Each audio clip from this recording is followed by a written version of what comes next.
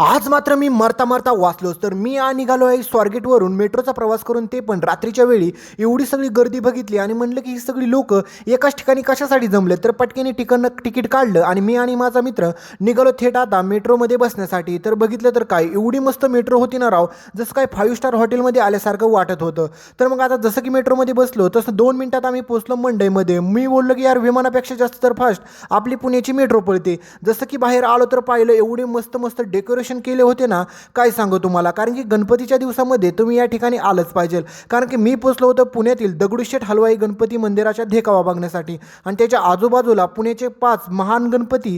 तुम्हाला माहितीच आहे की सगळेजण त्या ठिकाणी दर्शनासाठी जातात. आणि जसं की मी समोर पाहिलं तर एवढा मोठा मला अस्वलासारखा भुतीबाबा दिसला की सगळी लहान लहान मुलं त्याला बघून रडत होती. पण हा वाघ काय त्याला घाबरला नाही, कारण की वाघाने विचार केला की समोर खूप सारे पोलिसाचे पुतळे देखील लावलेले आहेत आणि त्याला खरोखऱ्या बंदुका पण आहेत. त्याच्यामुळे वाघ कोणाला घाबरत नाही, तुम्हाला माहीतच असेल. तर मी देखील खूप सुंदर सुंदर असे देखावे पाहिले गणपतीचे, आणि त्या ठिकाणी खूप साऱ्या गणपती बाप्पांचे दर्शन देखील घेतलं. कारण